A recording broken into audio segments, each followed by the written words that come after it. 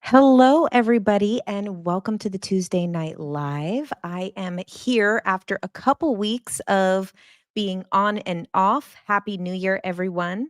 Last Tuesday, I was on my way back to LA and uh, the fires began. And I was supposed to be on Susan Pinsky, Dr. Drew's wife's podcast. So I was rushing back from Arizona to come to LA, and as I was coming back, the winds were so crazy. Things were, like, hitting my car, there was trees all over the freeway, and I'm like, "There's no way I'm doing this podcast tomorrow. This is crazy. This is not good at all." And I'm like, "Why is the universe bringing me back to LA at this time when I'm in Arizona, where I'm somewhere safe?" And so it's been a very interesting week. So I got back last Tuesday, and with all that craziness, I didn't make it back in time to do a Tuesday night live. And when I got here, I was just exhausted and it was crazy. These winds, the fires were starting, and then the fire in Altadena, the Eaton. I know some people don't like how I say my T's, so I'll say it extra hard for you. But that broke out like right next to my best friend Chelsea's house. So you guys know Chelsea, and she had to be evacuated that night. She went to Glendale, and then the next morning, she was getting evacuated out of Glendale. So then she went to San Diego. She's been there since. The next day I woke up, I had a bad feeling. I was like, I don't know, even though I'm in Hollywood where Hollywood is all concrete, I feel safer. I live in a giant building with like 400 apartments. So I'm like, I think it's okay. Like, I think we'll be safe here. And then the fire in Runyon Canyon broke out. And I had a feeling we were going to get evacuated. My fear was not the fire. Like, I felt like it would be okay with the fire. My fear was everyone evacuating at the same time. I just don't want to get stuck in my car when all of this stuff is going down.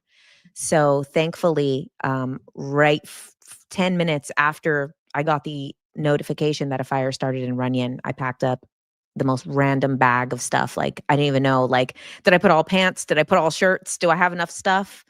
Thankfully, my friend that I stayed with had an extra toothbrush because, of course, that's always the thing that you forget, the thing that you need the most.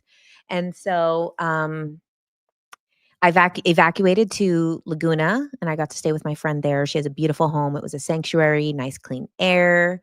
I got to hang out with Roots Laguna Beach. Is anybody coming to Conscious Life Expo? I still believe I'm going. I do have intentions of going. I just haven't heard back about my press pass. But yeah, Conscious Life Expo is still going to be going on. Hi, everybody on TikTok.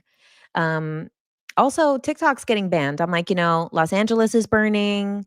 TikTok, where's my biggest following? I don't know. What is it like? Almost 700,000 followers going to be gone. Oh, well. Oh, well. Goodbye. You guys over here on TikTok, make sure you follow me on Instagram because if it's gone, it's gone. I really don't care. I don't give a shit anymore. Hi. Hi, Natasha. Good to see you. Hi, Meg. Yeah. So, thanks. Thanks, Kylie. Um, Shauna told me that she had a scare. Yeah. Mr. Beast said he might buy TikTok. I saw that. You guys know I love Mr. Beast. So, yeah. I would be down with that. You want to fix that algorithm? Get Mr. Beast on it, okay? Totally down. Now, if it's Elon, I'm not into it. Okay, side note, I know we're talking about the fires here, and we'll get to that. But now there's also this discussion about Elon buying TikTok. And so, oh, you said I'm gonna miss your content. Come over to Instagram. I post more stuff on Instagram anyway. Um, and so, yeah. So, okay, listen, this thing, not into Elon buying TikTok. Exactly. So listen, like Elon and Elon obviously bought Twitter, turned it into X. One of the main investors of that is the guy who is the CEO of Oracle. Oracle owns all of the US user data for TikTok, and I'm sure by saying it, I'm gonna get banned. You know, guys know I get a violation on my account every Tuesday for every live. It's fine. But Oracle owns or hosts the cloud and manages all of the US user data for TikTok. So this whole argument that they're saying about TikTok is not even true because this US user data is all on US soil in Texas at the Oracle headquarters. And then that's the biggest investor of, they made it seem like Elon just bought this right out. But no, there is investors. Like he didn't just take all the money out of his pocket, okay? That's not like how this works. So Oracle is behind both of these things. So it's just so interesting that we have this one app which is like, "Oh my god, Chinese spyware," with Oracle behind it and owns 12% of it. And then we have, oh my god, freedom of speech, Twitter, which also has Oracle behind it. And so Oracle is actually a CIA contractor, and their first client was the CIA in 1977. And they have all of the cloud data of the top secret information is hosted by Oracle. So come on, please. I'm tired of it. I'm tired of the narratives. I'm sick of the narratives. But okay, let's get back to the fires because Natasha, my bad. I changed the whole subject. I know. But you know what? It's got me riled up and I haven't been here on a while. I haven't been on live much. I just did that one. But pretty much for the last month, we haven't been here for the live. So I am let me put my phone on do not disturb, sorry. Because do I have a YouTube to follow? Come on over to YouTube. Come on over. JK Ultra on YouTube. You guys, YouTube and Instagram. Come on over because if TikTok is gone, it's gone. And I'm not going to do nothing about it. I don't care. I'm not going to shed a single fucking tear. I'm so sorry. I will not. I don't care. I know I should care because, um, I know that I should care because I have I don't know, getting close to 1 million followers over there. It's all right. Let it burn. Let it burn in the fires. I don't give a shit. Okay, let's talk about the fires. So this is super sad and tragic, you guys. So right now, I'm back in Hollywood. I came back after they got the Runyon fire under control. The Runyon fire was started by an arsonist. So there's a mix of things. And, a lot of people are sharing different conspiracies about the fires. And you know how I feel about it. I I'm a conspiracy theorist more than anybody. However, there's also a level of empathy that is needed during these times that can be lost when people start to speculate and start to act as if this is not real people's lives in real people's tragedies, losing everything that they have.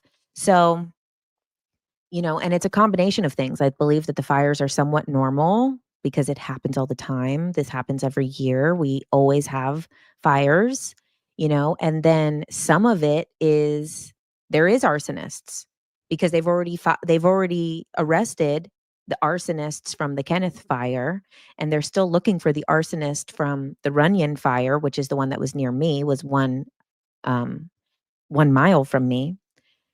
But then there's a lot of things going on. Personally, I feel that this is a lot of mismanagement and, a lot of different circumstances. Some people think it's a money grab. I don't know, or a land grab. Personally, I mean, it's too soon to say anything like that. But that that land in the Pacific Palisades, first of all, to give people a perspective, you guys have probably seen the meme getting shared where it's going to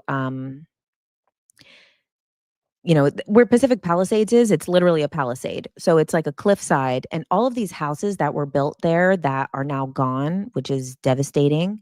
And you guys have probably seen the posts that have been shared. The size of the fire of the Palisades is already bigger than Manhattan. All of that is gone. Imagine the size of New York City gone. And then the fire in Altadena has grown almost to that size as well. So we have 2 sizes of Manhattan on the west side and the east side of LA. And I'm in central LA, I'm in the middle of it, and I'm totally fine. The only thing is it's like the air is bad. Like, I got an air purifier and it's kind of barely helping. So, oh, thank you, Emma. Thank you for the super chat. So, I mean, I am like, I'm safe where I am from the fires, but like the air is out of control. Like, I just walked to the store on the corner and literally, like, I came back, I was out of breath and my chest and my lymph nodes hurt. But it is what it is. I think the human body is very resilient. The human nature, the earth, all of these things are extremely resilient. And so, you guys know that I really love Mami Onami. And she posted, and I love Mami Onami's message because she talks about like the higher levels of spirituality, like not this basic entry level where there's one right and one wrong and it needs to look this way and not this way. And what she shared about the LA fires, I really appreciated, where she said, what if there is no deeper meaning? What if there isn't a spiritual meaning behind it? Like, not everything is like some deeper meaning. At the same time, of course, everything is a deeper meaning, right? Because the two truths are always where we're at, right? So it's like, there's always paradox. The divine dichotomy is that both things are true. Mami Onami. So it's switching the N and the M. Onami. But yeah, you guys gotta follow her. She's awesome. Like Mami Onami. And you know what? She is not for the weak. I'm just telling you, people who are on their entry level spirituality, Mami Onami is not for you, okay? Because she will trigger the shit out of you. She will trigger the shit out of you. But he said she is dope. I love her. Am I live on YouTube too? Yes, I am. Come on over. And so she really is. I love her. But she really talks about like, a lot of the stuff more that I believe in, which is like there really is no right and wrong. And we have the choice to live this way if we want to. But she talked about like the LA fires that like, is it kind of toxic spirituality to try to over like define what this means? And then we have the other side of things where the other side of things is like, then we have kind of, it's MAMI, Onami. And so the other side of things is, there's other spiritual religious beliefs that have been, so obviously I live in Hollywood and a lot of people we're posting this photo of the Hollywood sign burning. And like, they're all saying stuff like, "Oh, yeah, that's like because the devil isn't gonna win." And like, yeah, all the adrenochrome drinking creeps and pedos and this and that are finally burning. And it's like, ew. You know that the population of LA is larger than the population of 40 states? Like, there's only 10 states that have a higher population than the county of Los Angeles. Like, that is crazy. If people believe that, like, the entirety of LA is bad people, or let's not even say bad people, the entirety of LA is rich people, which, yeah, it's still sad when rich people lose everything. Like, it's sad when anybody experiences tragedy. And so people are kind of saying, like, yeah, this is karma. This is a cleansing. This is, um, deserved for all of the things that Hollywood has done. Like, people don't consume all of the stuff out of Hollywood still, you know? Yeah, the Hollywood sign burning was not real. That was AI. So people were sharing that. And I had posted that, like, although maybe to some people, the Hollywood sign represents a lot of negativity or greed or materialism or false beauty standards or, the Diddy freak offs or some other conspiracies or things like that. It's still like a beacon for people of all around the world who feel that they have like a dream to share with the world, who artists and dreamers and people who want to share their gifts with the world, they congregate here. And that sign also means a lot to people like that as well. And this is a city where, it is not easy to survive. Before these fires, it was not easy to survive. A lot of people were commenting on my Instagram post about that, and they're like, "Oh, please, everybody there has to go through this and that to get anything." And it's like, first of all, tell me you've never been here.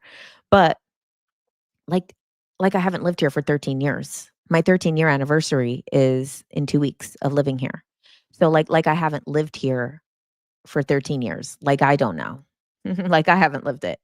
Um is this the last TikTok live I get to see you do? It's been a pleasure learning from you. Daryl, come on over to Instagram. Just go follow me on Instagram and I'll do the lives on Instagram going forward. It'll be Instagram and it's always on YouTube, but it'll also be on Instagram. It's not spiritual to be happy about others' tragedy, period, regardless of their financial situation. Exactly. Like, what is going on? Like, hold on. What's happening? What's happening? Sorry. I don't know what's happening. Let me know if the live is messed up. No blackout meta. I mean, you guys, come on. A big part of my job is still social media. Let's not damn me all the way to hell. Shit. Let me have my Instagram. Then we're going to take away my big account that I built. Let me breathe. Let me live. Okay. Um, yeah, exactly. The courage it takes to be an artist. Exactly, Meg. Exactly. Like that's the thing too, is that there's a lot of people who, there's a lot of people who are like, people were arguing with me, then they would delete their comments after I would respond to them because they knew they were wrong. But there's like a lot of people who don't see, they're like, oh, Hollywood is not artists. Hollywood has not put out real art in a long time. And I'm like, I'm sorry to break it to you. Art does not need to be good. I don't know who told you that art needs to be good, but it doesn't. And that's not what art is. I mean, trust me, there's a lot of art that I don't like, but this is not what art is. Art is not about good or bad. It is about an expression of the human experience. It's to reflect something of the human experience. So if you watch piece of art, a movie, a TV show, if you look at a painting and it is not resonating with you, then it is not a reflection for you. It doesn't mean whether it is good or bad, etc. Meg, you said art is human. Well, you know what's getting crazy is like the definition of everything, it's expanding, right? Because art is also becoming AI, which is another thing, which is like, is this going to start to evolve our opinion on it? Because, and I know there's a lot of debate around the art being AI, but you guys know I love my AI. I love all the facets of AI. I think AI is going to help us. But it is interesting, this is like we're in like a really interesting point in history. So to get back to the fires, right? Is AI the library of human thought, right? And maybe even beyond human thought, right? Maybe it's beyond human thought. So as we know, what are like kind of the metaphysical stuff around fire? We know that fire is a powerful element. It represents transformation, passion, drive, um, you know, force. It's a force. And what's so interesting, when we were breaking down the tarot stuff, when I was doing all those tarot videos, we talked about how like the element of fire, right? So like let's talk about these elements because also with what's going on in the LA fires is air is a huge element as well to these fires, right? So, yes, Mars, exactly, Dana. So like air is a huge element of this because the reason why this has gotten so bad is because of these Santa Ana winds.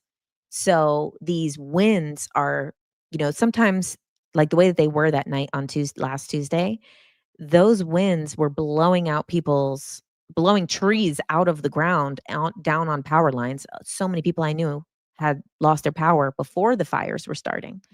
And these winds, they're almost like tornado winds, but not a cyclone. Some of them, they were going over 100 miles an hour. They were saying that they could get up to 200 miles an hour that first night that the fires started.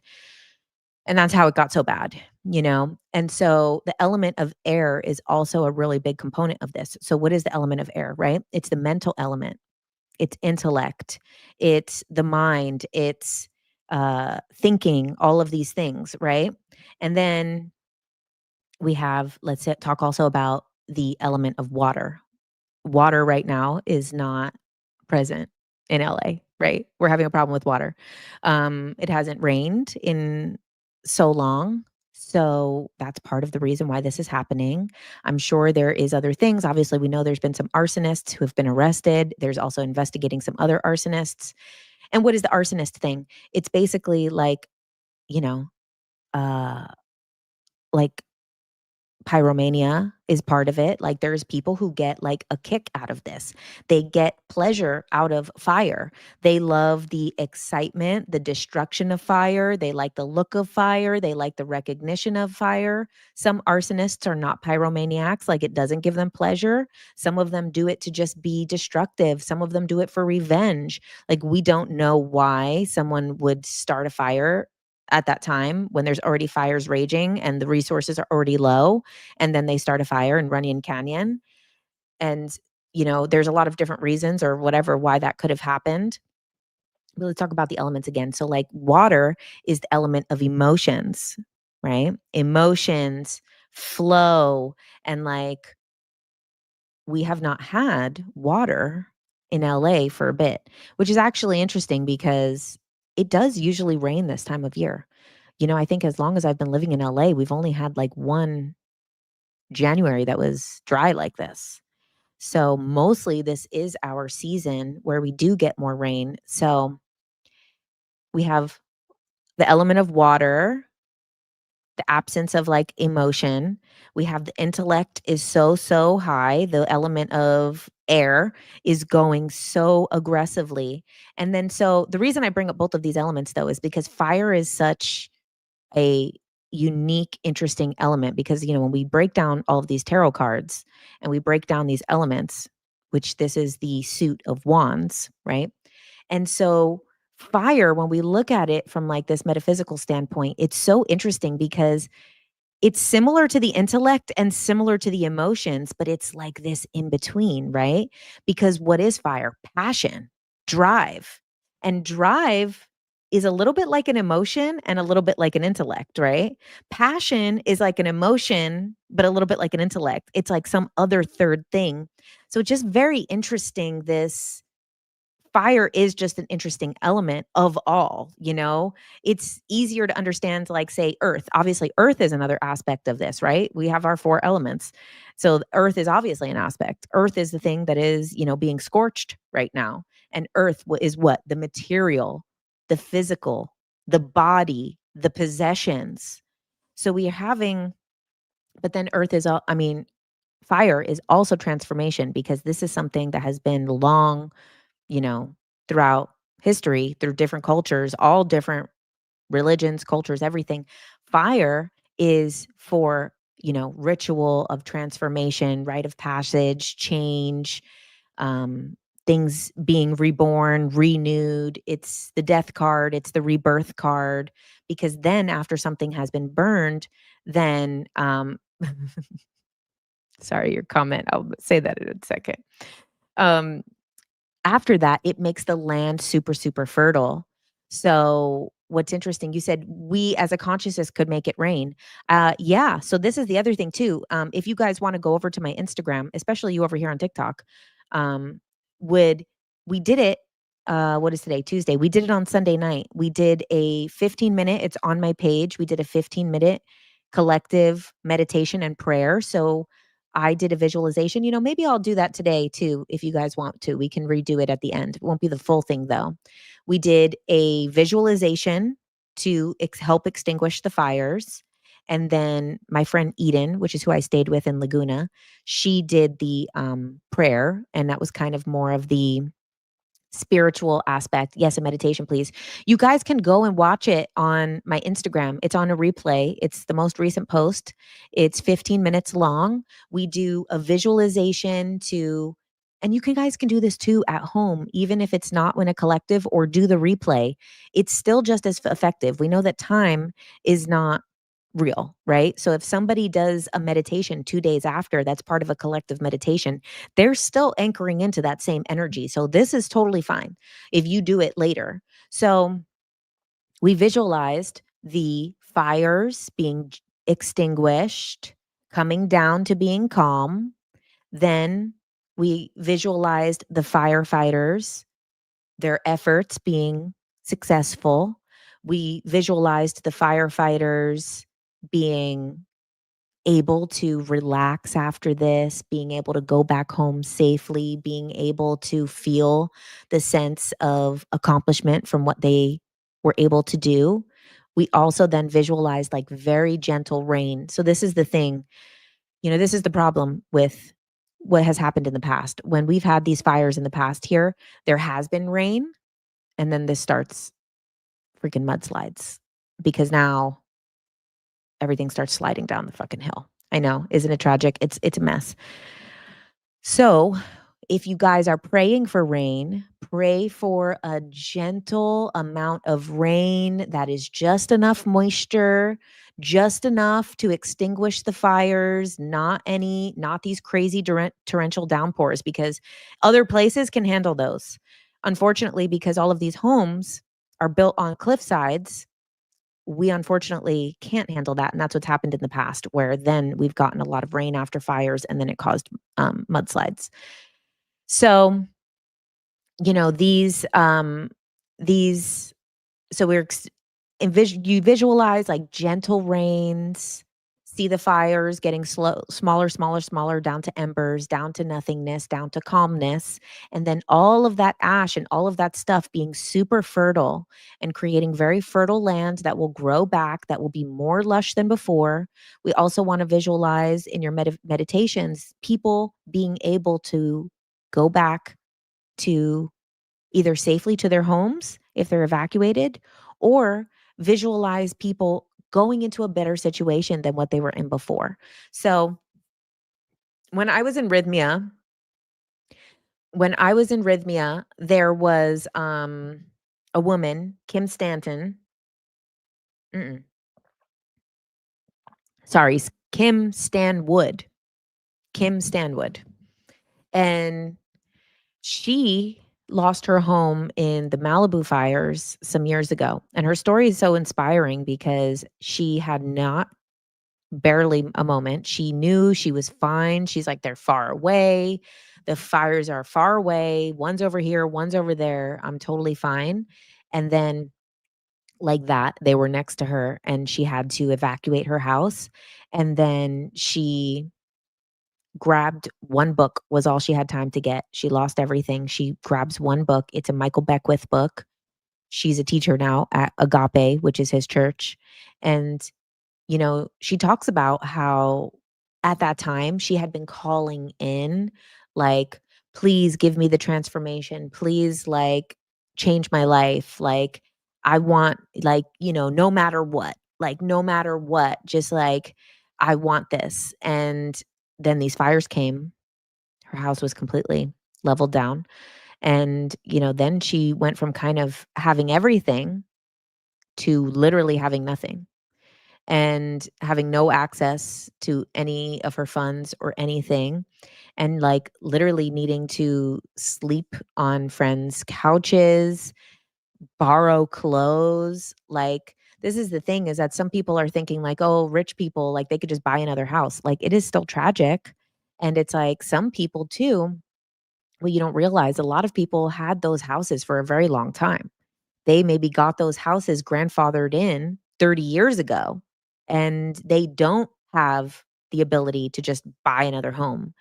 And so she talks really about how like this was a big part of her journey, and it was the darkest, worst thing of her life to lose everything. But then at the same time, now she is this like huge speaker, spiritual teacher, author, And she talks about that as part of like her most important part of her journey of making her who she is. What part of the city am I in?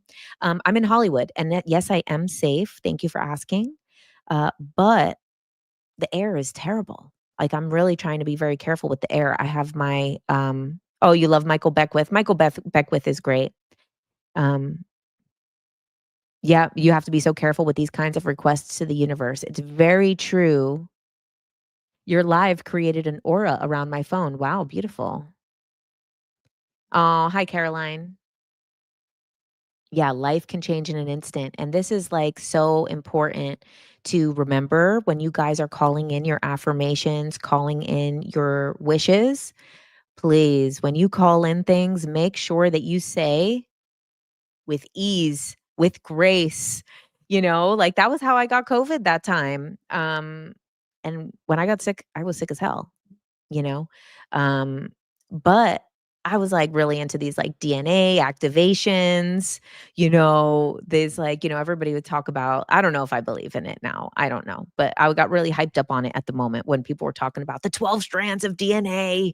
And I was like, fuck yeah, give me the 12 strands of DNA. And then I was like laid out for 3 weeks. So, like, be careful what you wish for. So, sometimes when you're calling in your affirmations, make sure that you say with ease and grace, give me my blessings with ease and grace, like coming in like with this no matter what. But no, it did. And her life is a million times better than what she thought. And she never wanted to go back to Malibu. I think she lives in Costa Rica now. Now, another person, Nadine Artemis, who, by the way, you guys, I'm doing an event with Nadine on January 30th in Roots, well, with Roots in Laguna Beach. It's going to be at Laguna Hotel. So you guys can go to Eventbrite, Roots, Laguna Beach, and get tickets for the event. It's going to be beautiful. I'm going to be hosting um, Nadine Artemis, who is the creator of Living Libations, and then also with I'm sorry, the reason is because I'm forgetting the other person's name. I'm so sorry. But his company is Symbiotica. Symbiotica. Oh my God, please. Laura, if you're here, say it in the chat. My brain is not working. Okay, but that's going to be Laguna Beach, January 30th. It's going to be a very beautiful event. But Nadine Artemis, who created Living Libations, company is incredible, the best skincare, and they use the best ingredients. Like these skincare products are made from like frankincense and like the purest form of it. And it's like literally like witch potions in the highest form of skincare. Such a beautiful brand. And when they had gotten their like new home that had their warehouse built in it. They had been busier than they had ever been, more orders than they had ever had. It was beautiful, abundant. They had a whole warehouse built within their home. And then they somehow, late at night, a fire started and their entire stock was burned, their entire home, warehouse, all they could save. Yes, I got it, Symbiotica. So we're also going to be, interviewing oh, yes, it's Shervin, Shervin. And so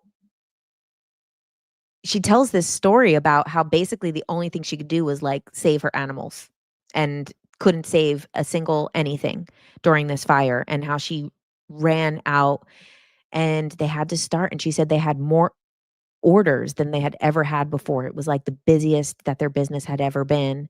And then she just had to go based off this is the orders, this is the ingredients we need for this order. Let's just get this for this one order. And then she went to the next one and to the next one. And now they are bigger than she ever dreamed they could be. They're huge.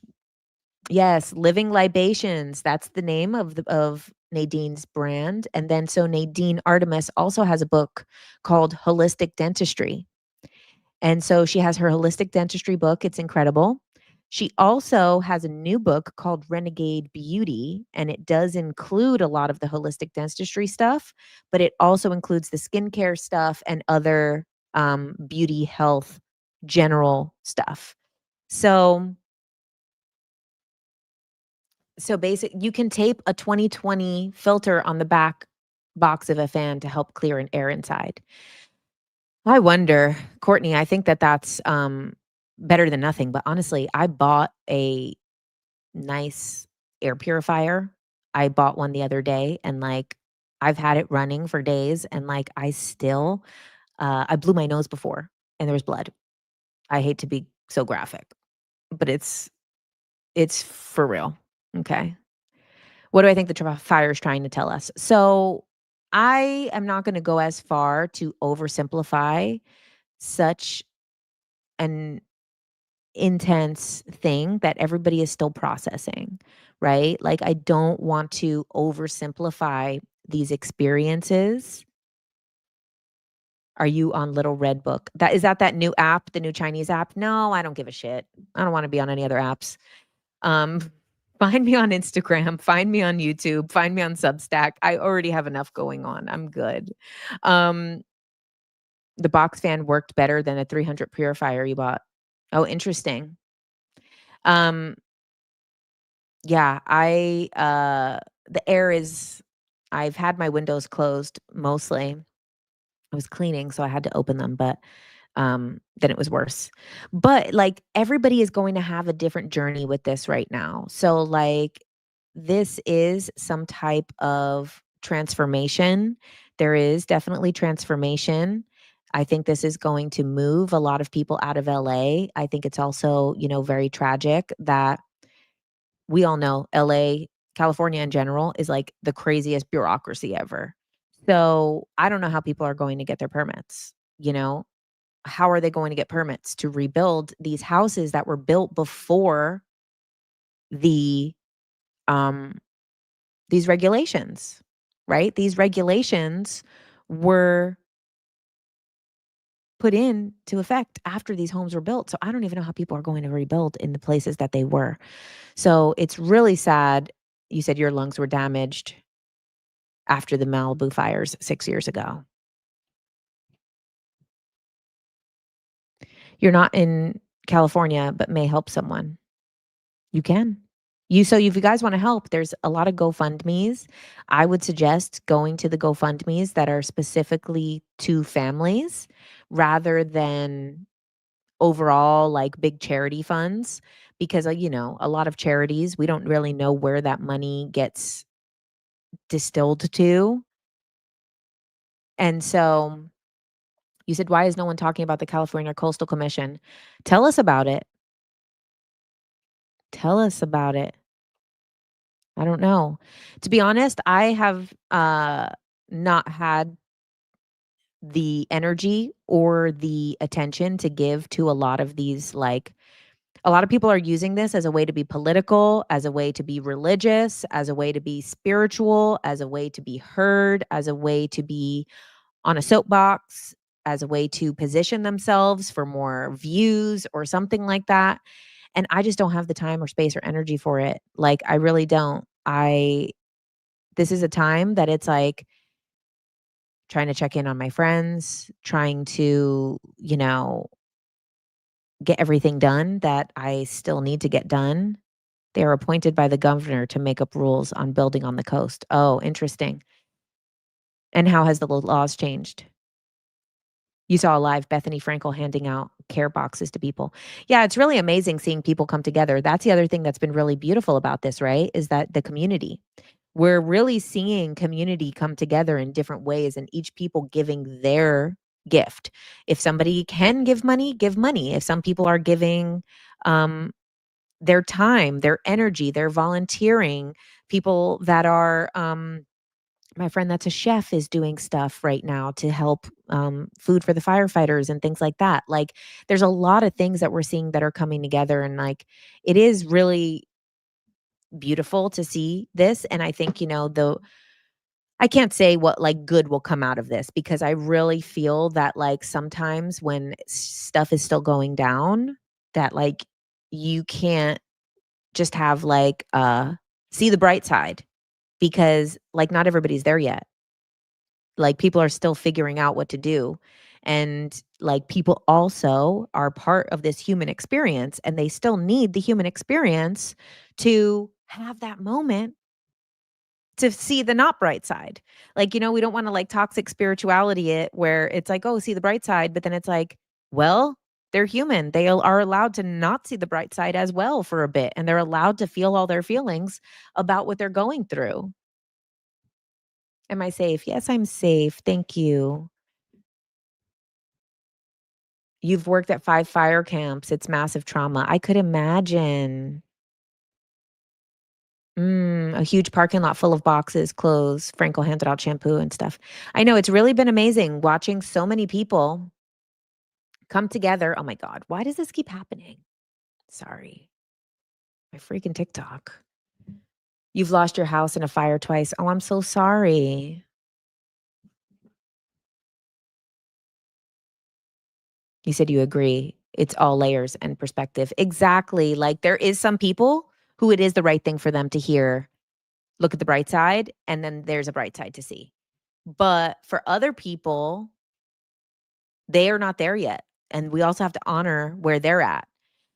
Also, obviously everybody knows the air's toxic right now. Maybe is that the best thing to do or not to do right now is to focus on those things. So it's like, really like being gentle with where everyone's at because it's very easy to point fingers right now. Yeah, exactly. Sorry, no bright side in LA. Exactly. Like for some people, that might be helpful to them, but most people that are going through it are probably still not there yet. Bethany Frankel's Be Strong was first on the ground. Oh, that's nice. She got warehouses stocked and ready to go. Kind of like you'd expect the government to do. I know. I mean, we don't get too political here, but, you know, how happy do you think Trump is that Biden's still in office for this shit show? Because it is a shit show. I mean, Gavin Newsom, please don't get me started. You guys, I know I already have a enemy with Gavin Newsom. And not because of all these other reasons too. Because of the whole thing when I covered the Harvey Weinstein trial. And then my phone got zapped because I posted about his wife. So you guys remember. Some of you probably don't remember because that was a while ago, but that was kind of early on in my TikTok journey when I went to the Harvey Weinstein trial and Gavin Newsom's wife was one of the victims. And then I posted about it. And then yeah. Then my phone got zapped, like literally zapped. Everything destroyed on my whole phone. So we already know that I'm on Gavin Newsom's shit list. Mm. Right, Meg. Gentle rains, gentle approach. Oops, wrong one. Thank you for mentioning toxic spirituality. It's so important to meet people where they are at and not be dismissive of their experience. Exactly. It's so true. Like everybody's where they're supposed to be, like on their journey. And it's like, if somebody needs to be like in their emotions, like let them be in their emotions. Let's not talk about how like uh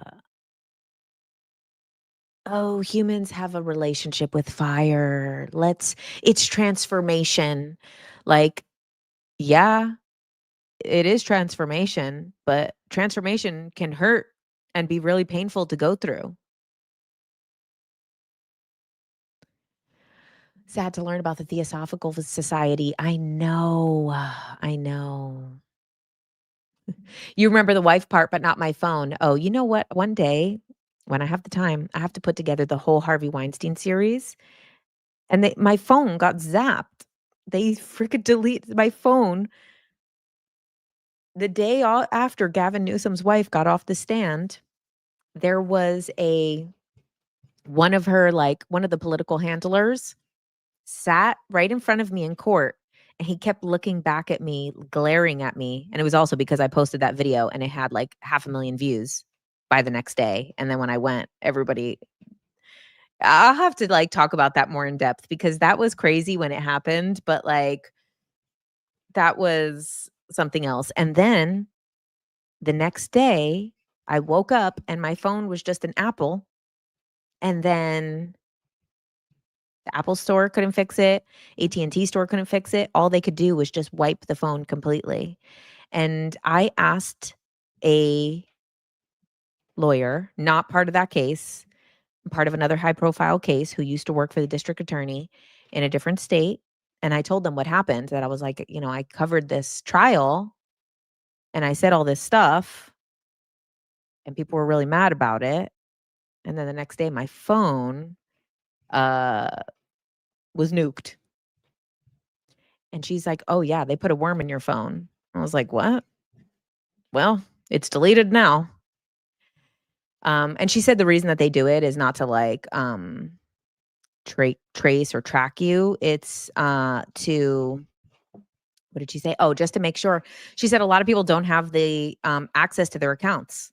They don't remember the passwords and shit. So they do that so that you have to wipe your phone and then hoping that you can't get back into your accounts just so you don't keep, posting about it.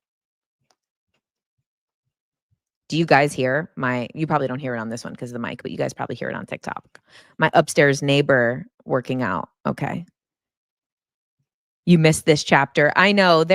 My phone got zapped too. Oh my God, you guys, the lore. You guys, the who is jumping? I know. I think they're doing a hit workout. That's what it sounds like. I got to talk about that with the phone. I know. And the same day I got called a rape apologist in court. It was dramatic as hell. I mean, this is what I mean. I am like, I have too much shit going on to keep up with everything.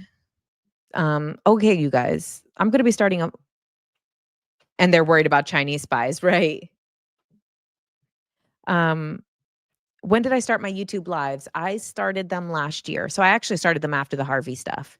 So that was stuff that I had posted on TikTok. So that probably never got posted on YouTube, to be honest with you.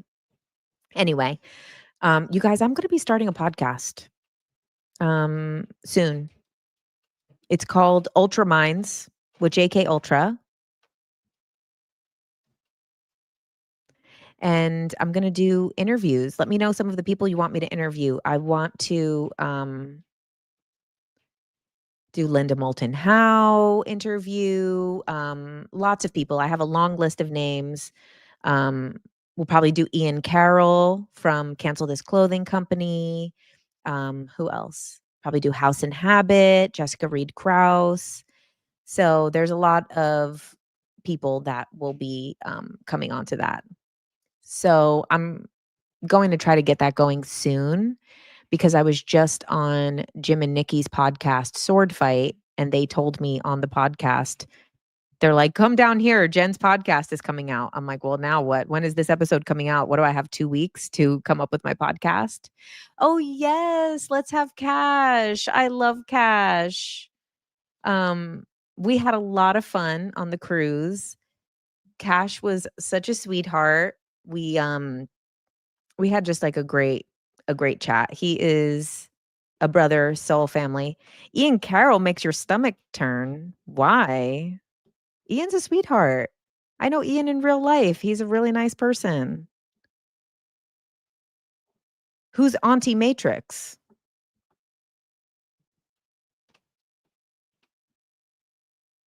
You did, Natasha. You've been saying for the longest that I would love Cash. And I did. When I met him, I was like, "Oh my god, I he's such a sweetie." Ian is a very good one. Yeah, Ian's nice. Ian's a good guy. I don't know why he would make your stomach turn. Yes, a full podcast, making my list. Yes, please give me your list. Julia Cannon, let's see if I can get her. She probably won't because I am breaking the rules of the QHHD. Just being 100% honest with you, she probably won't. Um, she probably won't do it. She's a girl that goes through all the glitches in the Matrix when it started, Auntie Matrix. Oh, okay, I'll look her up. Aw. Any government officials you're hoping to interview? Potentially. Any government officials willing to talk to JK Ultra? We'll see. Oh, Matias De Stefano. Let's see. I know a couple people that know him, so I might be able to get a contact for him.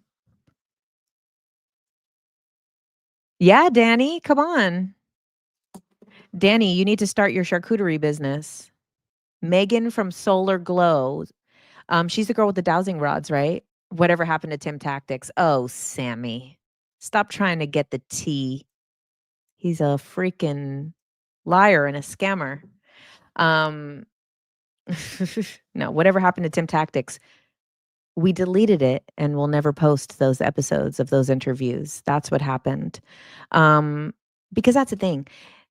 That's the thing. There has been multiple people that I have interviewed that will never be posted because after interviewing, I found out more about them as a person and I don't care. I don't care.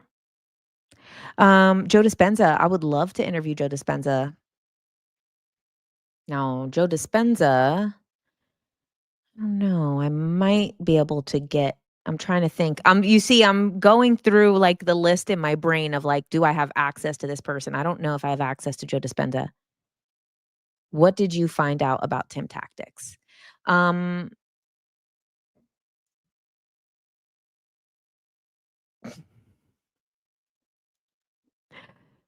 Fepo, Fepo from Podcast Paranormal. Okay, I'll look him up. Met you and bet you Mayim Bialik would have an amazing conversation. Yeah, I'm not sure who that is. Me and Brittany do need to do one. Sorry that you opened that can. Have Evan on the show. Oh, of course I'd have Evan on the show. You know, Evan's one of my besties. Me and Evan hang out all the time. So, yeah, Evan, of course, would be on. Maybe Evan should be my first episode. That's actually a good first episode for me to do because it's very Evan, Brittany, those are easy people that are in my sphere that I talk to all the time. So they would be good. Thank you for those. Daniel Knightley. Where am I going if TikTok is banned? I'm here streaming live on YouTube right now, and I am also on Instagram. So follow me on Instagram, JKUltra_Jen with 2 N's. Oh, Nick Zai. Yeah, Nick Zai is a sweetheart. Um, he's been really busy. I'll have to see if he has time because I know that he has a lot going on right now. But Nick was great when I was on his show. Sarah the Alchemist. Everyone always brings her up, and I forget every single time. Marco again, of course, Marco. Delete Instagram. Delete your mom. No, I'm sorry. Well, delete Instagram. Like, am I supposed to have nothing? Do you guys want to watch stuff or not? Like, come on. What the fuck? Let me have something. Shit.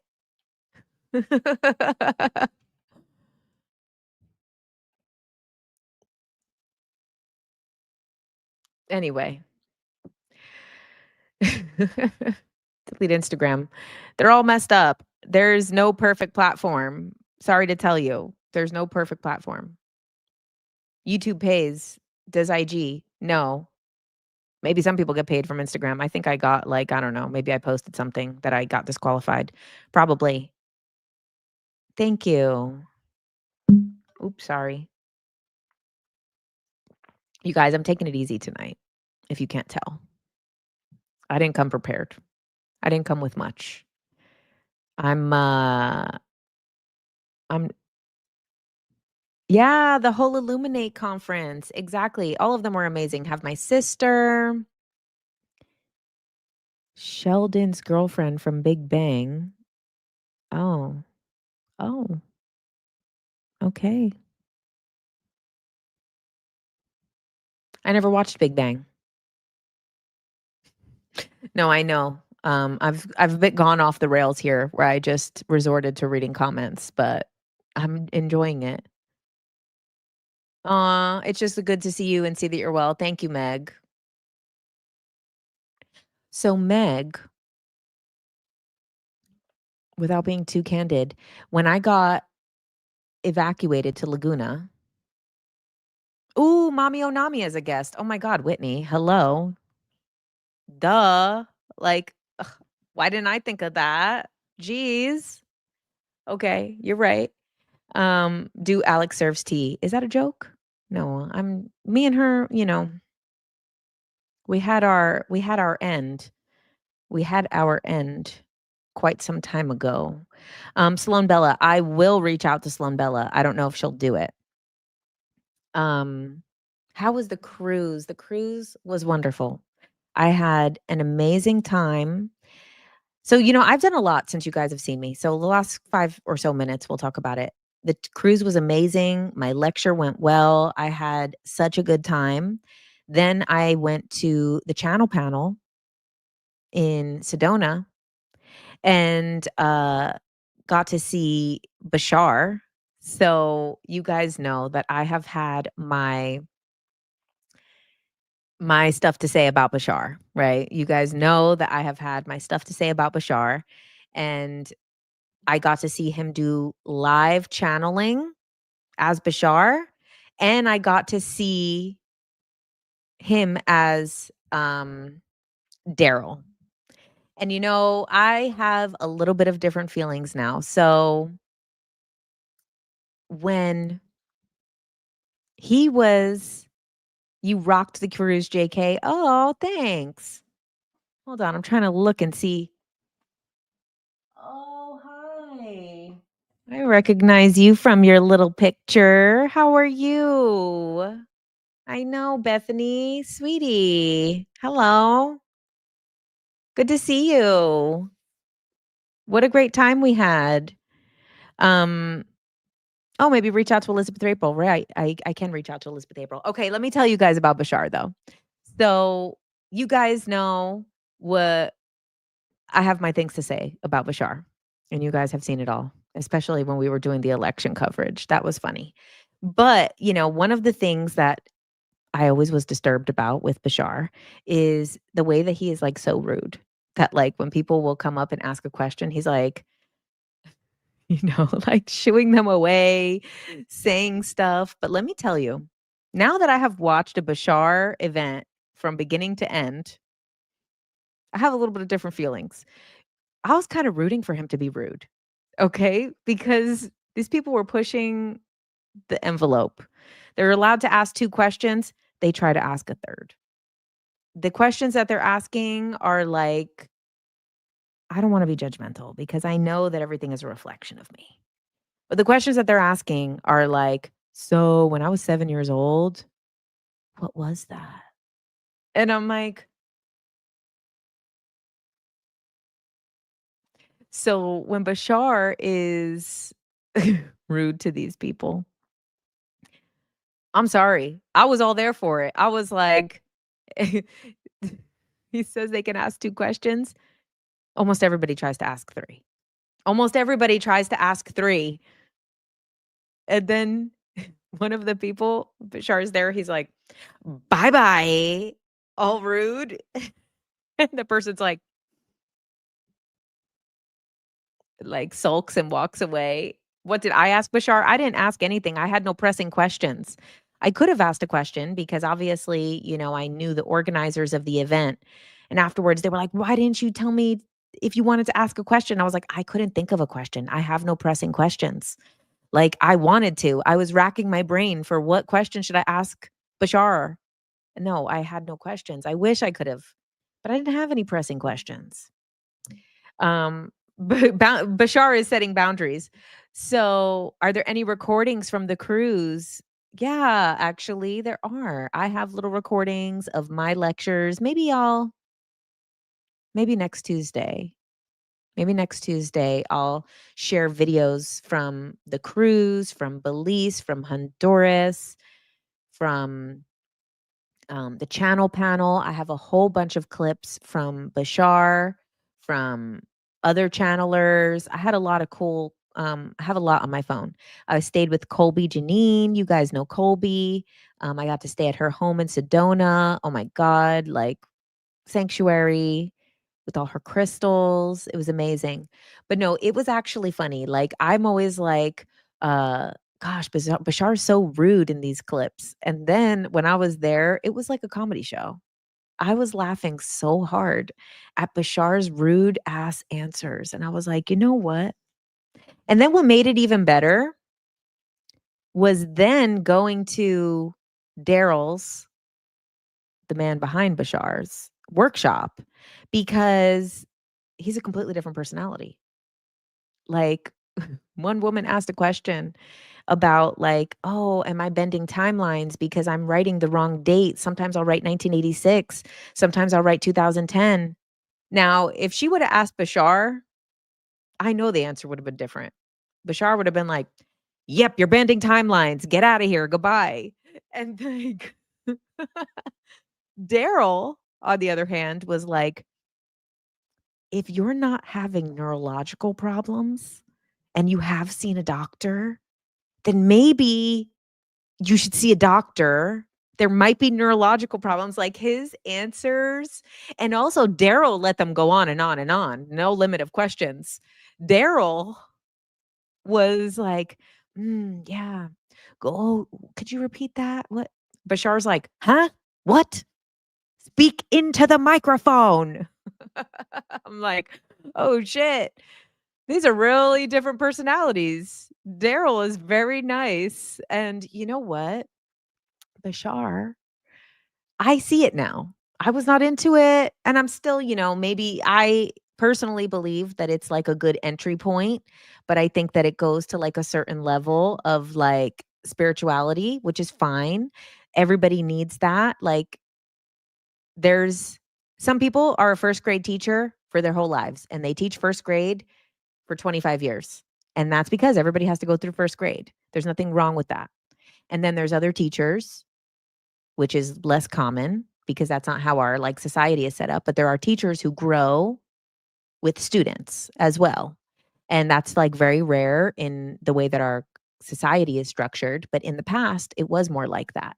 So there are, yeah, that's the gray hybrid part of Bashar, straight to the point, efficiency. Exactly. Like, I see it now.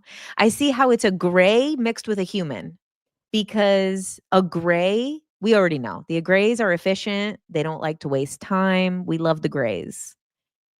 Humans are also rude and a little bit funny. So this combination, I finally seen it. I finally get it.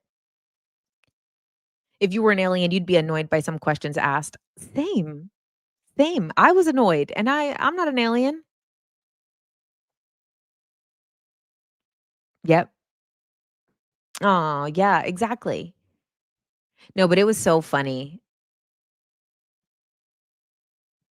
You love that the live gives you a different perspective. Oh, yeah, it gave me such a different perspective. I have such a different, um, perception of Bashar after that, because I was like, first of all, that was hilarious.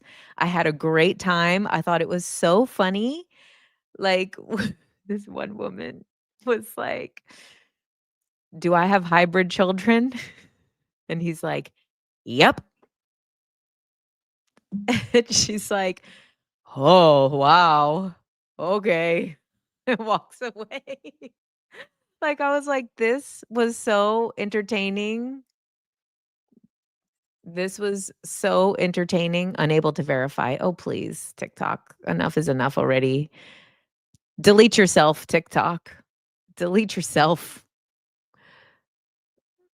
You said, Just got here. What about Bashar? Do you trust him?" So I've had my mixed feelings about Bashar. I didn't like what he said about the election. I didn't like sometimes how he's rude to people. I didn't really resonate with a lot of the stuff. Like, I don't know where he's getting all of his information from, because he answers a lot of personal questions.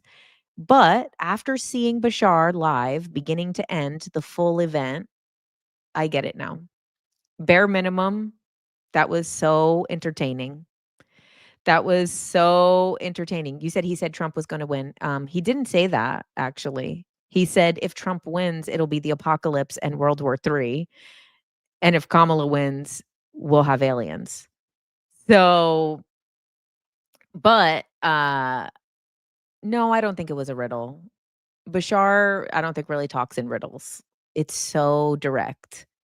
No, I think that that is influence. I think everything, every type of channeling, every type of thing is going through the filter of the person. Everything is going through the filter of the person. When it's QHHT, it's going through their filter. When it's a psychic, it goes through their filter. When it's a channeling, it goes through a filter. When you're flipping a tarot card, it's going through your filter. That is the nature of what we're working with. When we did the QHHT session and we called in Mother Aya to ask her why she said I was a lesbian, Mother Aya said, everything that spirit says is for what you need to hear. It is not the 100% truth. It is what you need from it.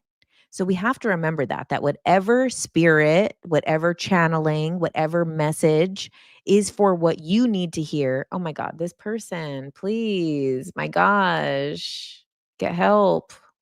I love that they made blocking easier on TikTok. Oh my God, please. Please. All these notifications, just block the person. Sorry. He's always been saying that, yeah. It goes through whatever you need to hear, whatever you need to hear is what you're going to hear from spirit. It's your own higher self, if it's your channeling. Now I do believe that there is some truth in those messages, but in your QHHT session with Sarah, she went over some of that with you and what you were told from Mother Aya. Yeah, exactly. Oh, yeah. Wait, why did she say you were a lesbian? So we already talked about this, with in the QHHT session. So you guys should watch the QHHT that's on my YouTube and Sarah's YouTube. It's broken up into 4 parts, back and forth. Um, why did she say I was a lesbian? I don't know if you missed that the first time. I also have a video on that. But Danny, if you know, you know. So when we asked, because Mother Aya also told me Kamala was going to win the election. So that's when I knew something was wrong. So that's when I said, wait, hold up here. Am I not gay? Wait, hold on. Trump won. I think I need to ask a follow-up question here to Mother Aya. This is important. So first we asked, obviously that's what came through, right? You guys who know about the ayahuasca stuff. She said that Kamala was going to win and that it's done for me and men and just to be a lesbian and live my happy life with Ellen, okay? An Ellen type. And I accepted. I sang it from the rooftops. I came here on Instagram and TikTok and told you guys all I was a full-blown dyke. I'm sorry. Oh, I'm gonna get the violation. I'm gonna get the violation on TikTok. I know I shouldn't have said it. But you need to ask again, especially because Trump won. A whole ass video. Yes, I did a whole ass video about why ayahuasca told me to be a lesbian. And have I been with women? Yes. Not an Ellen. Yes, and I was happy about that. Frida, Frida, I love and respect you for going for it. I love it. It's powerful, and most people wouldn't. Okay, so then when Trump won the election, I accepted it. The ayahuasca told me for 3 nights to be gay. So I accepted it. I said, "You know what? Mother Aya, you already helped me." Oh, there comes the violation. I knew it was coming. Oh, it's been flagged for hate speech. I knew it was coming. I shouldn't have said the D word. I shouldn't have said it. But that was my identity for a little bit. And so, yeah, I got the hate speech violation. Oh, right. Well, there you go. Anyway, so when Trump won the election, which I knew he was going to, for the last 2 years, I've been saying Trump is definitely gonna win. Because living in California, the most liberal state, everybody was talking about Trump. And I was like, there's no way that he's not gonna win. This is crazy. If people feel this way in California, the rest of America is going to vote for him. And I was so certain.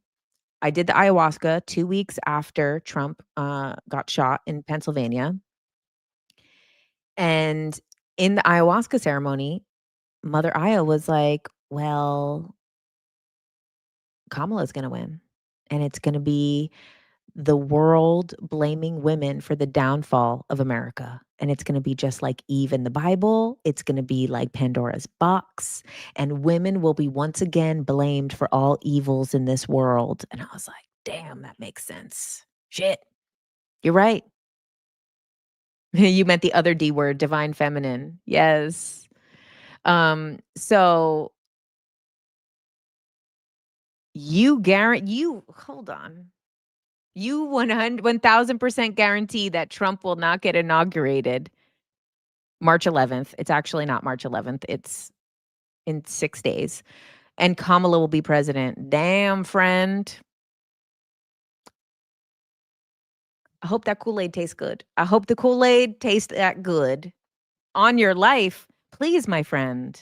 Please don't do that to yourself. But the Kool-Aid must be extra sweet. Okay. So then when Trump won, as I thought it would, I was like, what the hell? What the hell? I knew he was going to win. And then the ayahuasca told me that he would not. But then Mother Ayahuasca also told me that there's no man out there for me and that need to just be a lesbian and give it up altogether on men. So I had to know. I needed to know what happened. So we did QHHT and called in the energy of Mother Ayahuasca and asked her to answer these questions through me. And she said, the reason that she told me that Kamala was going to win the election is because I was too certain. And that basically, like, certainty is not good for possibilities because I needed to be open to different possibilities happening in order for, like, other timelines and stuff. I'm rewording it from what it was says. You guys will have to watch that thing. And so yeah. He will not be inaugurated in March. No, he will not be inaugurated in March. He'll be inaugurated in 6 days in January. Okay. So, that's where the ayahuasca said, "I'm going to tell you what you need to hear for you to create different possibilities and different timelines versus what you think is going to happen. What you think is going to happen is not serving you." So it doesn't matter who won. It was about me creating these different possibilities in life. So then we're like, "Okay, well then why'd you tell me I was a lesbian? Especially when I argued with you, Mother Raya." And she said, again, because I felt that there was not a guy out there for me and I could not envision who this person is. And then so she just told me there isn't one. Drop it. There's not one. That's it. It's someone that you wouldn't expect. It's a woman. It's someone else. Completely forget it. So it basically said that it was to eliminate the certainty that I was feeling of, like, feeling like this person is not out there. So it told me that they're not out there because of the certainty. So it's pretty interesting, right? Because then it's talking about, like, certainty versus possibility versus truth versus false, right? So it was more about what she was telling me was about not being in certainty, being in possibility, because the possibilities allow things to happen versus what is true and what is false 100% is not actually what matters in those moments.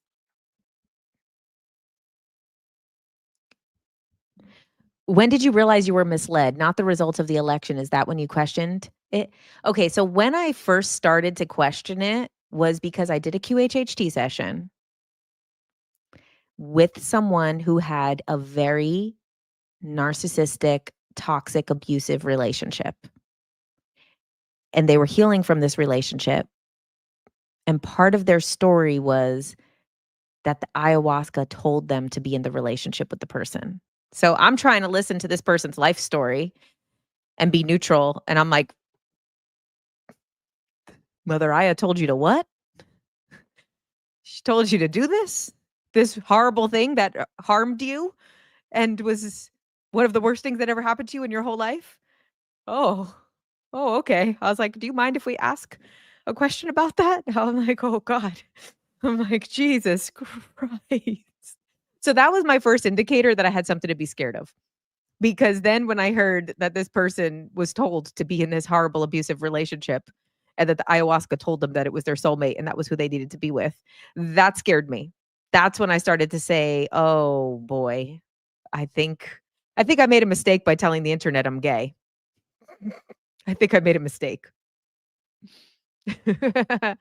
Hello. Hello, Natalie. Yes, the possibility thing. Everything exists, anything is possible. Exactly. No, it was why does this keep doing this? Like, stop. What is this, an update? Every time I touch it, it tells me information. Mama Aya, you messing around. It's true. Of course, we got off topic as usual, but that's what these Tuesday night lives are all about. We're about having a good time. You said just joined. What about Mama Aya? We were talking about how she does not always tell the truth. She tells us what we need to hear. So, Mama Aya's like, they're gonna learn these lessons no matter what. Exactly. That's what I mean. It is what we need to experience, what we need to see, what we need to do, not always for what will be easiest. I mean, come on. We already know it's not what will be easiest. The ayahuasca also told me to reconnect with my dad after 20 years. And if it was for the most beautiful ease healing, she wouldn't have done that, right? So, I already knew that was also off. I already knew something was wrong about the messages I got on the ayahuasca that time, because it also told me to go to New Jersey and reconnect with my father, which obviously was not at all what she showed me was going to happen, and told me to bring my whole family there.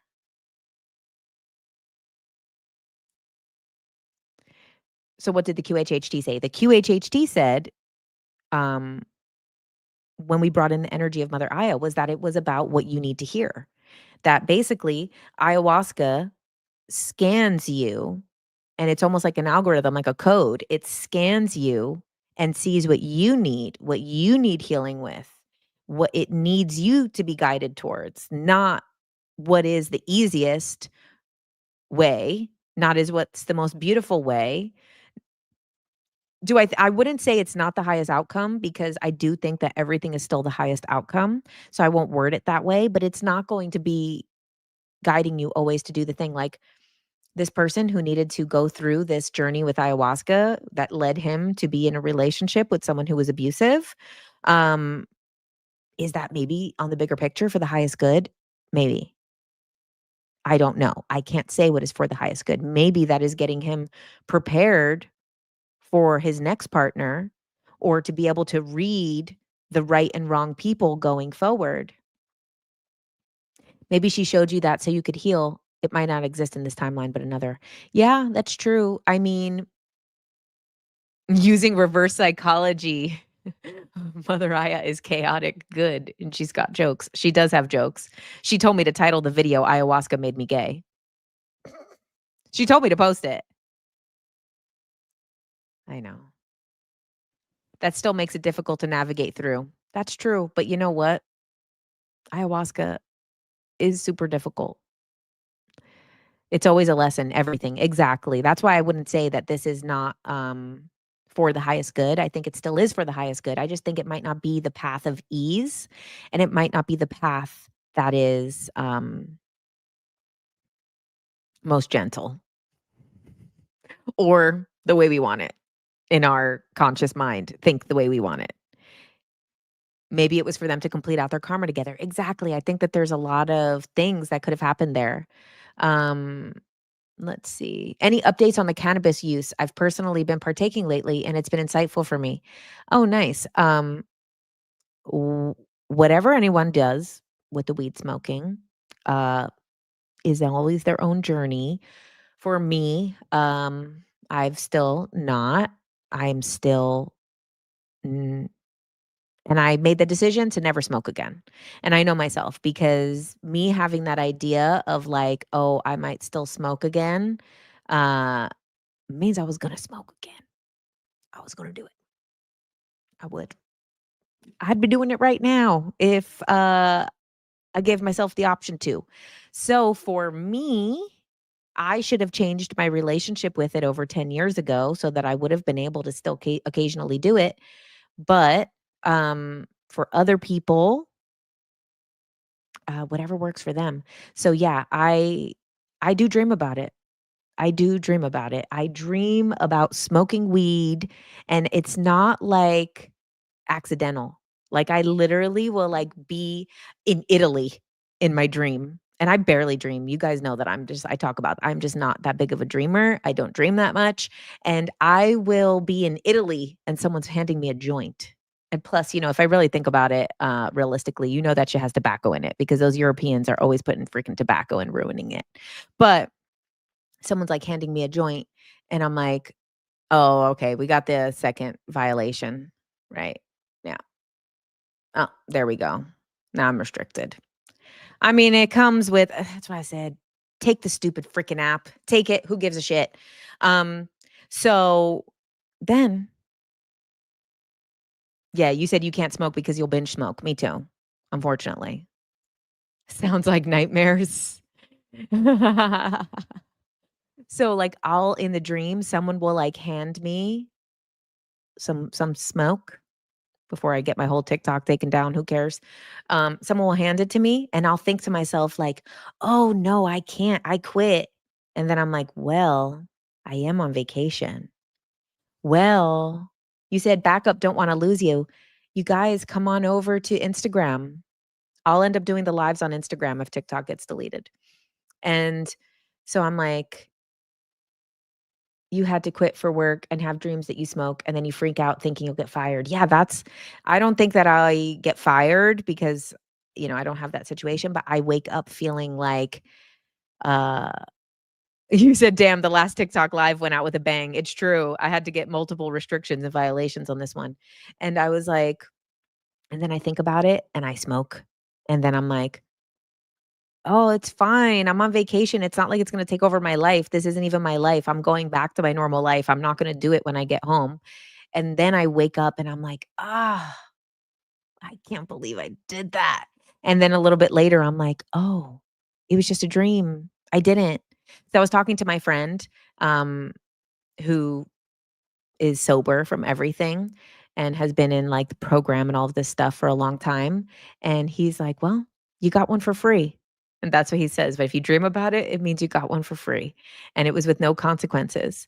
And you wake up and you feel guilty, which is actually a good thing. So you wake up feeling guilty, knows um, that it's good. So I actually asked ChatGPT. I was like, "What is happening? I am dreaming about smoking weed."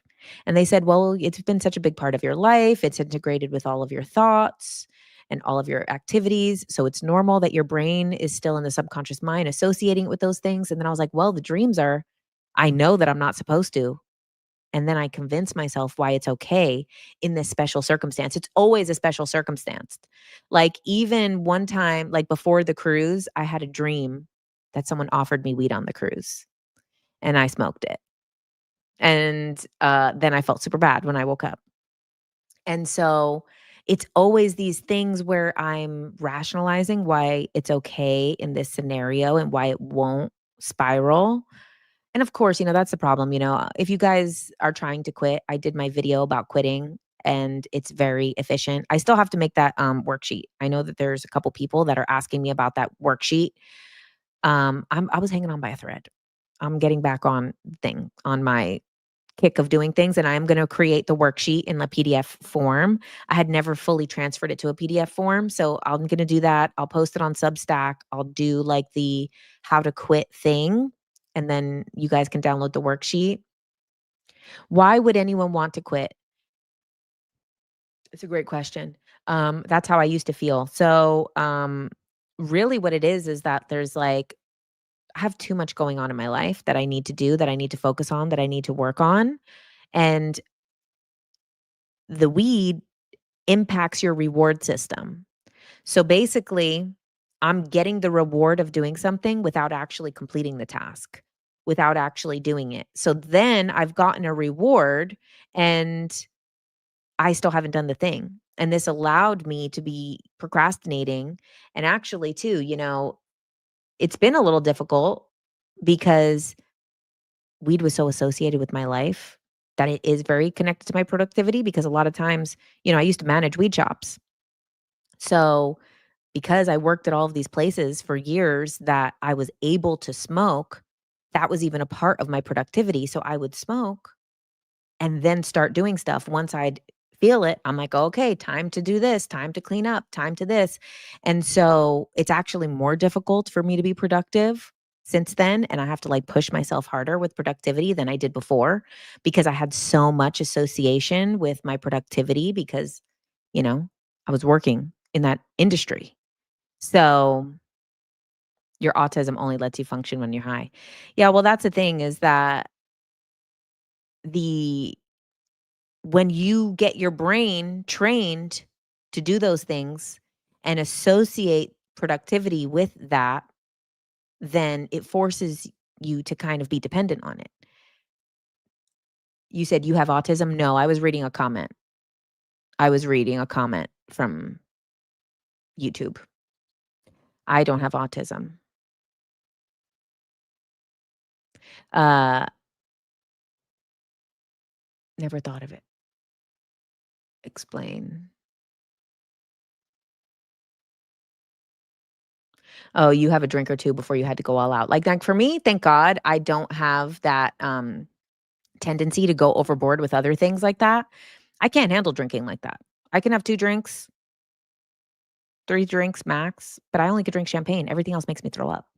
So, luckily, I don't have that tendency. So, it's nice that, if I'm, like, at a party or a wedding or something like that, I have a champagne and I'm fine. Or if I'm celebrating or going to dinner, but I'm not gonna go overboard with that because it's just I don't have it in me. But same thing with, like, other stuff. Like, if I were to, I don't know, take a little bit of mushrooms, I'm fine. I'm not gonna become addicted to that. For me, it was the weed. It was because I loved it. It was my best friend. It was my greatest companion. It was with me all day, every day, through everything I had ever done. It was always there. It was always there waiting for me. And you know what? I should have respected it a long time ago, and I would still get to have it. But I don't. You can only drink champagne too, and you love it. You're really good at setting conditions before your usage and only like to do a couple of hours before bed so it can help you fall asleep. Yeah. For me, the sleeping is fine. How long did I smoke weed for? Every day for 23 years. I started smoking weed when I was 12. Yeah, it's reprogramming the brain. So like, yeah, it's fine. For me, we would smoke all day and then all my friends were potheads. It helps with your ADHD. Mhm. You don't remember your dreams when you smoke. Yeah, I know. And because I smoked for 23 years, I have no dreams to recall. I have like 3 dreams in my life. No, but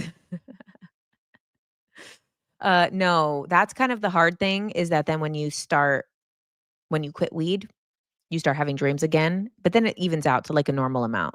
Like I still dream, but I don't really still remember them that much. But you guys, I am creating this dream journal. You guys know I have my moon book, I have my tarot book, but then I will have my it's called Lunar Oracle. and it's a dream journal. Let me see if I can show it to you guys. Let me see if I can share it on the screen here. Let me see. You guys are going to think it's so cute. Here we go. Okay. Let me pull it up. Okay, so this isn't coming out yet. I need to do my last touches on it. Okay, let's see how this looks. Okay.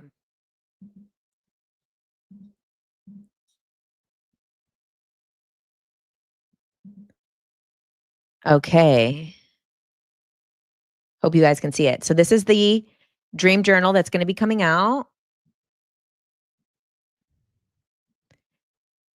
I still have a lot of stuff to do here, but see what we're going to be having. We're going to be having the invocation before sleep, the practices, entering the dream realm, different things to do to help yourself sleep, to help yourself dream, types of dreams, prophetic dreams, discernment with prophetic dreams, dreams that change the world. These are famous dreams that either led to scientific, artistic, prophetic things, the different theories of dreams, dreams around the world, indigenous cultures, dreams in African cultures, dreams in Asian cultures, dreams in pre-Christian Europe culture. We have ancient Greek dreams, ancient Egypt dreams, lucid dreaming tips, interpreting dreams, and then we have the dream journal part. So that is going to be coming out. I know you guys are going to love it. Let's remove that. So thank you. Thank you. How much recovery time do you need after ayahuasca? You want to try it? Actually, it's more important to do the pre stuff. Of course, you need like recovery, but the recovery is okay. It's before. You need at least 30 days before to have no medication in your system, to be on a very strict diet, all of those things. Have I tried the gateway tape protocol? I actually haven't. And the telepathy tapes. I haven't watched the telepathy tapes yet. The gateway I haven't done, but I do the triad mind with Mark Serto. And Mark Serto worked on the original gateway tapes. He was a sound engineer, and now he has a membership program called the Triad Mind. If you want, look up the interview that I did with him on YouTube. The book is awesome. Thank you. Oh, because you stopped smoking and now you're dreaming more. I know. I think with me doing the dream journal, I think it's going to get me to write my dreams down more to, you know, be more productive. Oh, you're doing gateway tapes before bed. Do I make good money from the books? Overall, it's been nice. You know, I make the most from my moon book. My moon book, I haven't put out the dream one yet. I also have my tarot book. But it comes in little by little, you know? So, like, if you look at the whole 2 years of the moon book, that's why I've made the most from the moon book, because it's been out the longest. But, it trickles in because, you know, you only make so much off of each book, and then, you know, so it builds up over time. Can I say 89 watching and only 48 likes? When is my podcast starting? Soon. Soon, soon, soon, soon.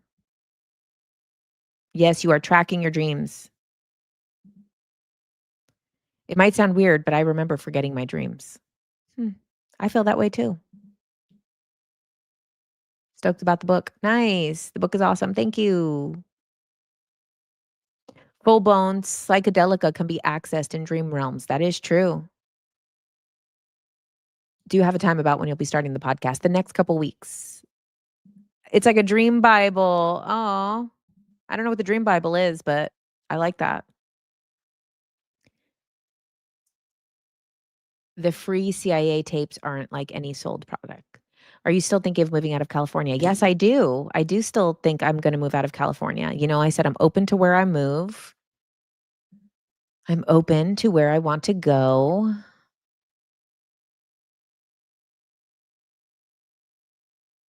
Do you feel it was an even exchange? What do you mean by even exchange? What was an even exchange? Are you talking about my soul? You know, that sounds crazy, but is that what you're talking about? Dreams have totally shaped your life. Cool. Smoking and frequencies, nice downloads. Go to Austin. You guys know I've been wanting to go to Austin. That's the contract that you made with the Grays. Yeah. I do. I do believe it was a fair contract. I love living in this human life. I do think it was a fair deal. I do. Was it an even exchange? Sure was. Um, and who knows? Who knows what is going to happen? Can you speak about this contract? So I don't know all the details about the contract. You're in Austin. I know I have a lot of people that watch from Austin. You're in Costa Rica. Cool. Costa Rica is another place that I've considered moving to. You've been drawn to Montana. It's cold for me. Austin is awesome. Move out of the United States. Um, Art of the Deal, Gray's edition. That's true. Can I speak about this contract? So I don't fully understand it, but there was a contract between me and Gray Aliens. I know this is now we're getting into crazy town, but you're in good old Jersey. That's where I'm from originally. But um I have been learning about this soul contract that I've had with the Gray Aliens, which is why my abduction experience happened as a child. And there was an exchange of my soul with another soul. And so I'm not sure. I am not sure of all the details of what's entitled with it. Good night, Jen. So good to be with you all night. Looking forward to the next encounters with you. Yes, Meg. Thank you. Thank you for being here. Which part of New Jersey did I live? I grew up in Jersey City. What about Denver? Denver's cool. You're originally from Pennsylvania. Thoughts on CIA saying aliens from Mars made pyramids? You know, I have to look at those documents because a lot of times where people go wrong about the CIA documents is that they're oversimplifying something because there's a lot of CIA documents that are not actually they're in the classified documents, but they're actually clippings from books or clippings from newspapers or clippings from other things, other publications. So like say for example that where is it? It's on my shelf over there. I'm good. I'm not going to get it. But there's clippings like say the whole thing where CIA says that we live in a hologram and that this is a holographic reality. It's not really the CIA saying that. It's the CIA taking an excerpt from a book and saving it into their files. So that comes from Stalking the Wild Pendulum. And that book is where they're getting that from. So a lot of times when there's CIA documents that say stuff about aliens, they're actually clippings from books, publications, and things like that. And they're just putting them in their files for whatever reason. Like there could be some other project. Maybe there's some like PSYOP thing that they're working on, or maybe there's some counterintelligence, which is most likely a lot of this stuff is counterintelligence. So maybe there's some counterintelligence where they are coming up with a strategy of how to infiltrate a certain community or a certain group, and they're using clippings from that. But then the actual strategy is not declassified, but the clippings that they used to compile information will become declassified. YMCIA. Your grandma lives there by Lincoln Park and Wayne. Oh, yeah, I grew up in the Heights.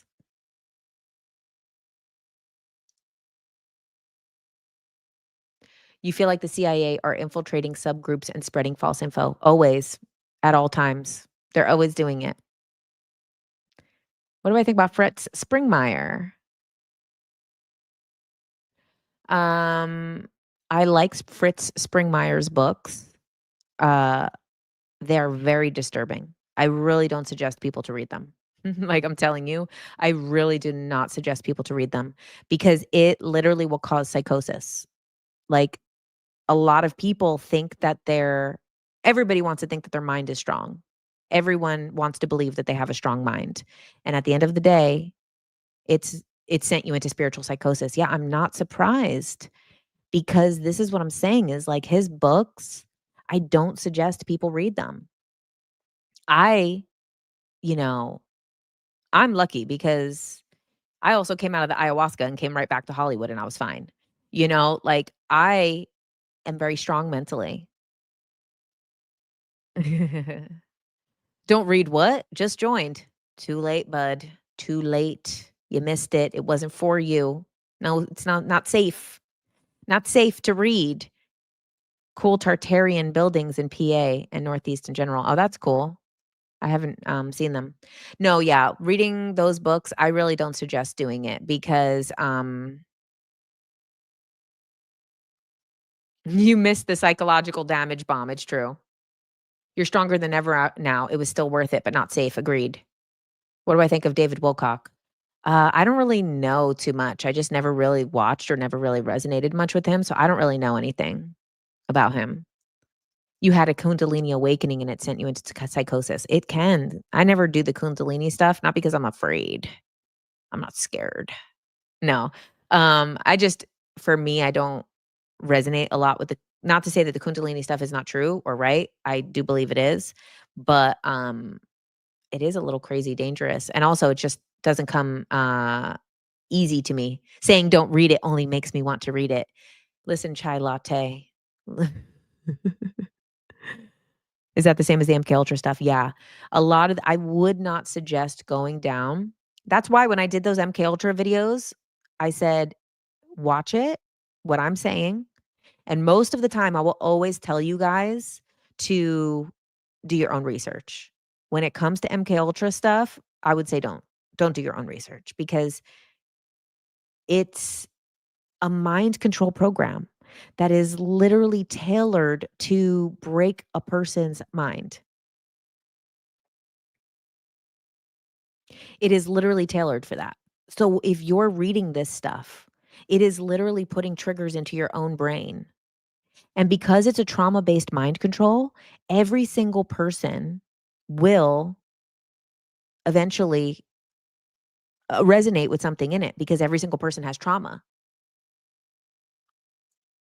Is my the CIA is corny t-shirt sold out? No, it's not sold out. I don't think so. It should still be on my website, Project JK Ultra. You MK Ultra yourself. Went down rabbit holes about MK Ultra on satanic ritual abuse victims. I mean, I already got the restrictions on the live. We'll just go all in. What do you think of David Icke's theory of the Saturn moon matrix reptilians taking over the lower fourth dimension?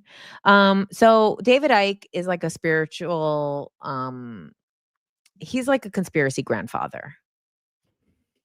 He's a conspiracy grandfather. I really do like David Icke, but I just think that like everything is going through people's filter, right? Every single thing is going through the person's filter. So I think also it's going through David Icke's filter, which is very geared towards the negative. So I like some of what he says, but I also know that this is a negative old man. Let me not, and I don't mean that in any bad way, because I would love David Icke to be on my podcast, Ultra Minds with JK Ultra, coming out soon. But no, I love David Icke. I do. I genuinely do. He is someone I love. Alex Jones. Uh, you guys know he played my drone video while I was on the cruise. He played my video about the drones on InfoWars. That was crazy. Everybody was sending me screenshots while I was on the cruise, but I didn't get to watch it. You said tarot was enough to give you psychosis. The pictures, at least. Oh wow. Podcast coming soon. Yeah, you have friends that are SRA survivors, don't need any research. Yeah. I mean, I definitely believe it. I'm not saying these things are not true, but I'm saying because everybody has trauma, if you read about trauma-based mind control, it can actually convince you that you were a victim of it because trauma is something that we all have experienced. Do you feel that you had assistance from the grays in order to not go into psychosis? The interesting thought. I don't know. I really don't know. Um, but, I kind of wasn't a little bit, it's just I have been into this for a very long time. Uh, Over 10 years ago, I kind of was a little bit in a conspiracy psychosis. I kind of was. I thought the reptilians were all over. And so was a little bit. I just wasn't posting on the internet at that time. And I was like more grounded. So that's the thing, is because I've been into these topics for a long time, I've gotten very grounded. And also, because I had my alien experience when I was 5 years old, I've always lived in this world. Whereas, like, people who, and I don't say it with judgment, I say it actually with empathy for them and with compassion for them. But people who wake up very quickly, people who go through their awakening in like 2020 and wake up very quickly, it's very like jarring, because then your whole world blows. So like your whole mind gets like, and it can cause psychosis very easily, because you've lived in the real world and now your perception of the world gets completely broken. Whereas, because when I became aware of the alien stuff when I was 5, because of my experience, I always lived in the real world with it. There was never a time that this was breaking out of my world. So I think that that also helped. But I have a lot of compassion for people, because people that woke up later, and I didn't wake up to everything. I woke up to the conspiracy spiritual stuff in 2013, right after the end of 2020. I mean, no, the end of 2012, when the Mayan calendar ended. When I remember looking at the clock that day, like seeing, is it going to go? Is it going to go? Is it going to go? And then we made it through. And then shortly after that is when things really started to hit the fan for me. And I started to really go off the rails, you know? Way too much Saturn control in Hollywood. I don't watch anything anymore, still trying to be able to observe and not absorb. My awakening a few years ago was hell for a while. Yeah, it is. You said that, isn't that crazy, right? You said everyone either woke up after 2012 or 2020. Yeah, there was people before, but there was mass awakenings in 2012 and 2020 as a result of those. But, like, an awakening is when your awareness comes from here to here.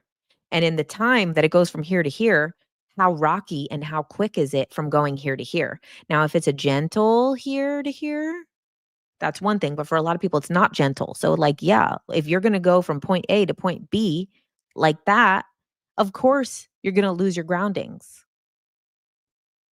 You're glad you got eased as a teenager. Yeah, you had to experience 0 to 100. Yeah, the 0 to 100 is what causes the issues. That's how I was for the conspiracy stuff. So even though everything I know about the alien stuff, and I did believe that they were interdimensional, um, before that, like, I did think that there was something that was happening with, like, another dimension. I didn't fully understand it, but then I learned about the conspiracy stuff, the global conspiracy stuff, and then I was like, I couldn't, like, look at anything without seeing through those eyes. So now I'm, like, much more grounded and much more level-headed, and this is why a lot of times, like, even coming back to the original topic, which we didn't spend much time on, which was the fires, a lot of people become addicted to conspiracies, and I know because I was. And it's like it's a hit. It's like an adrenaline hit, and it makes you want another hit, because there is nothing more than a mind fuck. There is nothing more than that adrenaline hit. And what happens is that then you can't look at a regular situation with empathy without looking through the eyes of the drug that you're seeking. The drug of having your mind blown, the drug of having your you know, perception of reality completely changed. Yeah, that's why you seek a good rabbit hole once in a while, or crazy book. Exactly. And then it's always good. Sometimes we get into this thing where we need to consume a lot of information, and we just have the feeling, and it just seems like an insatiable need to consume information. In those times, if you find yourself getting ungrounded, look at more normal personal development information, meditation techniques, personal development, uh, healing work, not like energetic healing, like a course, like something simple, like normal type of vanilla mainstream personal development stuff. Those type of things, if you find it, because sometimes you get that insatiable need to consume information and you can't stop. So then you keep going down these rabbit holes, rabbit holes, rabbit holes, and you're starting to get ungrounded. It's good to then replace it with like, okay, let me get obsessed with a meditation technique. Let me get obsessed with personal development. Let me get obsessed with this self-help book. So then you can ground back into this reality. You never watch television, so you have a complete control of how your opinions are formed. But that's fine. Watch whatever you want. Live in this human experience. I barely watch stuff, um, that is just on regular TV. I barely watch it, but it's like, you know what? Enjoy what you wanna watch.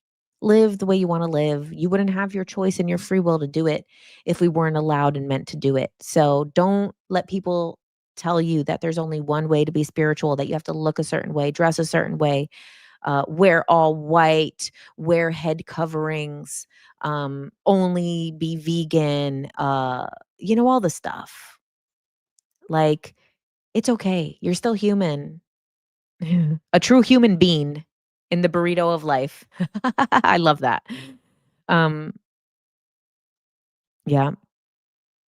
You saw reptilians during your waking, and at that time, you weren't into conspiracies. You also felt a connection to Earth and the universe. I mean, I saw a reptilian too. I'm not doubting it's true. I saw a reptilian. But these are also reflections of the human state sometimes. Sometimes we're seeing stuff like that because it's a reflection of our inner state or a human experience at that time? So there is a little bit more depth into it. Did they know you saw them? Oh, yeah. Oh, yeah. Okay, guys, I think we'll be done with our Tuesday night live. So I have to decide. He spit on me. Yeah, it's true. The story is crazy. I'll have to retell it many other times. I totally enjoy your Tuesday Night Live on YouTube, way better than a television show. Thank you. Thank you. So, if you guys want to know about the reptilian experience, go watch my video about my UFO experience. And then at the second part of the video, I talk about the reptilian, which is a different thing. You look for Sasquatch. Peace to everybody. Yes, thank you, everybody. Thank you for being here. Let's send beautiful healing energy to those of us in Los Angeles for these fires to be extinguished, for animals to be safe, come back to their habitat, for people who've lost their homes to find better places that are even more than they dreamed of, for people to get the support that they need, for people to get the love that they need, to be surrounded by the community that they need, for the air to be clean and clear and safe for us all to breathe. And thank you guys for being here. And let me keep an eye out on when I am going to be launching this podcast. So I think it would be good, actually. I think it would be good to start with Evan, because Evan is a very easy interview for me to do, to just get the ball rolling. So I love that. Broken trees in the woods. Mhm. All right, guys, you stay safe too. Thank you so much. Love you guys. See you next Tuesday.